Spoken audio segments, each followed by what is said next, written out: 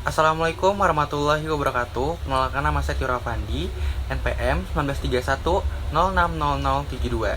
Di sini saya akan mereview jurnal untuk mata kuliah Psikologi Perkembangan Lanjutan. Pendahuluan, di sini saya ngambil judul jurnal yaitu hubungan antara tingkat kontrol diri dengan kecenderungan perilaku kenakalan remaja. Penulis dari Iga Serpianing Aroma dan Dewi Retno Suminar. Publikasi dari Fakultas Psikologi Universitas Airlangga Surabaya. Tahun terbit yaitu Juni 2012. Latar belakang. Perilaku kenakalan remaja mengalami peningkatan yang cukup signifikan dalam beberapa tahun terakhir. Hal tersebut nampak dari fakta yang dilansir oleh Komisi Nasional Perlindungan Anak atau Komnas PA, yakni pelaku kriminal dari kalangan remaja dan anak-anak mengalami peningkatan. Berdasarkan data yang ada, terhitung sejak Januari hingga Oktober 2009 meningkat 35% dibanding tahun sebelumnya. Pelakunya rata-rata berusia 13 hingga 17 tahun. Perilaku kenakalan remaja tidak hanya mencakup pelanggaran kriminal dan narkoba saja. Perilaku kenakalan remaja lainnya berupa pelanggaran status, pelanggaran terhadap norma, maupun pelanggaran terhadap hukum. Seperti lari dari rumah, membolos dari sekolah, meminum minuman keras, balapan liar, dan lain sebagainya.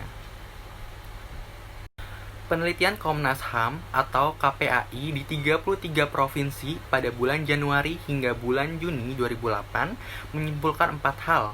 Pertama, yaitu 97% remaja SMP dan SMA pernah menonton film porno. Kedua, 93,7% remaja SMP dan SMA pernah ciuman atau genital stimulation meraba alat kelamin dan oral sex. Yang ketiga yaitu 62,7% remaja SMP tidak perawan. Dan yang terakhir, 21,2% remaja mengaku pernah aborsi. Kenakalan remaja juga dapat digambarkan sebagai kegagalan dalam pemenuhan tugas perkembangannya. Beberapa anak gagal dalam mengembangkan kontrol diri yang sudah dimiliki orang lain pada seusianya selama masa perkembangan. Keberhasilan dalam pemenuhan tugas perkembangan ini akan menjadikan remaja sadar dan peka terhadap norma, sehingga remaja mampu mengendalikan kebutuhan pemuasan dorongan dalam dirinya agar tidak melanggar norma dan aturan yang berlaku.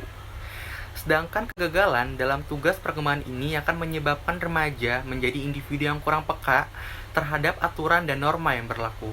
Individu seperti ini sangat rentan berperilaku melanggar aturan, bahkan melakukan tindak kriminal. Selain itu, selama ini faktor penyebab perilaku kenakalan selalu dikaji dari sisi eksternal individu. Banyak teori yang menganggap bahwa perilaku penyimpangan terutama kejahatan adalah hasil belajar individu dari lingkungan atau akibat tekanan dari suatu keadaan tertentu. Adapun teori menurut para ahli.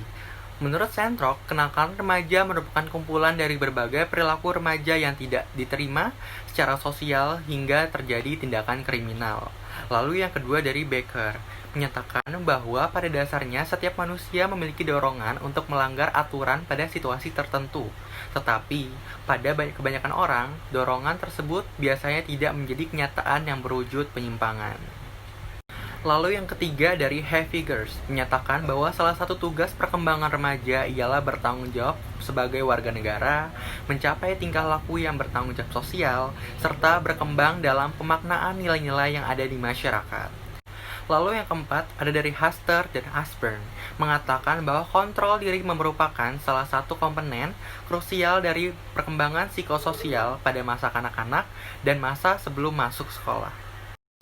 Lalu yang kelima, ada teori konvergensi yang dikemukakan oleh William Stern. Ia meyakini bahwa seorang anak sejak lahir memiliki sifat baik dan buruk dalam dirinya. Gen yang dibawa sejak lahir ini dapat dikembangkan atau bahkan mati jika tidak distimuluskan oleh lingkungan. Sebab itu, lingkungan itu sangat perlu bagi anak-anak untuk memiliki sifat baik dan buruk dalam dirinya di masa yang akan datang. Lalu teori yang terakhir, dari pendapat Loud dan Forzeno. Beberapa ciri remaja yang mampu mengontrol diri tinggi ialah sebagai berikut. Yang pertama yaitu tekun dan tetap bertahan dengan tugas yang harus dikerjakan, walaupun menghadapi banyak hambatan. Lalu yang kedua, dapat mengubah perilaku penyesuaian dengan aturan dan norma yang berlaku di mana ia berada. Lalu yang ketiga, tidak menunjukkan perilaku emosional atau meledak-meledak. Lalu yang keempat, bersifat toleran atau dapat menyesuaikan diri terhadap situasi yang tidak dikehendakinya. Lalu kita masuk di tujuan pada jurnal ini. Jurnal ini bertujuan untuk menguji secara empiris apakah terdapat hubungan negatif antara kontrol diri dengan kecenderungan perilaku kenakalan pada remaja. Dengan alat pengumpulan data pada penelitian ini berupa skala psikologi. Lalu kita masuk di metode penelitian. Pada variabel ini ialah kontrol diri dan kecenderungan perilaku kenakalan pada remaja. Kontrol diri ini merupakan kemampuan individu untuk menentukan perilakunya berdasarkan standar tertentu, seperti moral, nilai, dan aturan di masyarakat agar mengarah pada perilaku positif. Pada jurnal ini pun memiliki alat ukur. Penelitian ini dilakukan pada siswa SMK 10 Kediri dengan rentang usia 12-22 tahun yang berjumlah 265 orang. Alat pengumpulan data variabel kontrol diri terdiri dari 36 butir yang diadaptasikan dari self-control scale milik Tengni dan kawan-kawannya. Dengan reliabilitas sebesar 0,741. Alat ukur kecenderungan perilaku kenakalan remaja terdiri dari 31 butir yang disusun sendiri oleh peneliti dengan reliabilitas sebesar 0,875. Analisis data dilakukan dengan teknik korelasi produk momen dengan bantuan program statistik SPSS versi 16 untuk Windows. Taraf signifikansi yang digunakan dalam penelitian ini sebesar 5% atau dengan nilai probabilitas error sebesar 0,05%. Lalu kita masuk di hasil penelitian. Berdasarkan hasil analisis data, diperoleh koefisien korelasi sebesar 0,318 dengan signifikansi sebesar 0,000. Nah, signifikansi P adalah 0,00 lebih kecil dari 0,05.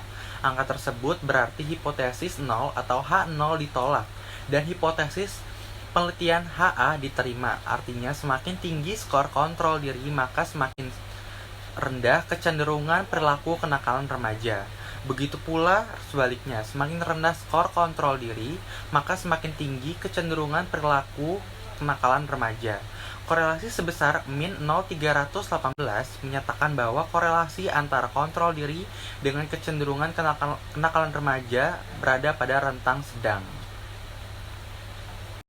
Pada pembahasan jurnal ini, berdasarkan hasil penelitian yang dibahas, tampak bahwa hipotesis kerja yang berbunyi terdapat korelasi negatif antara kontrol diri dengan kecenderungan perilaku kenakalan remaja itu diterima. Oleh karena itu, hasil penelitian ini mendukung penelitian Gottfredson dan Hirschi yang menyatakan bahwa terdapat korelasi negatif antara kontrol diri dengan perilaku penyimpangan pada remaja. Koefisien korelasi sebesar min 0,318 menunjukkan kekuatan korelasi pada tingkat yang sedang. Korelasi pada tingkat yang sedang tersebut sesuai dengan penelitian yang dilakukan oleh Constance L. mengenai hubungan antara kontrol diri, pengaruh peer group, dan perilaku remaja. Hasil penelitiannya menyatakan bahwa tingkat korelasi murni antara variabel kontrol dan perilaku kecenderungan remaja berada pada tingkat yang sedang. Lalu kesimpulan dari jurnal ini yaitu, berdasarkan hasil analisis data yang telah dilakukan dalam penelitian ini, penulis menarik kesimpulan bahwa terdapat hubungan negatif antara tingkat kontrol diri dengan kecenderungan perilaku kenakalan remaja. Semakin tinggi tingkat kontrol diri, maka semakin rendah pula kecenderungan perilaku kenakalan remaja. Sebaliknya, semakin rendah tingkat kontrol diri subjek di SMK 10, maka semakin tinggi kecenderungan perilaku pada kenakalan remajanya tersebut. Sekian dari saya untuk mereview jurnal tersebut. Kurang lebihnya mohon maaf. Wassalamualaikum warahmatullahi wabarakatuh.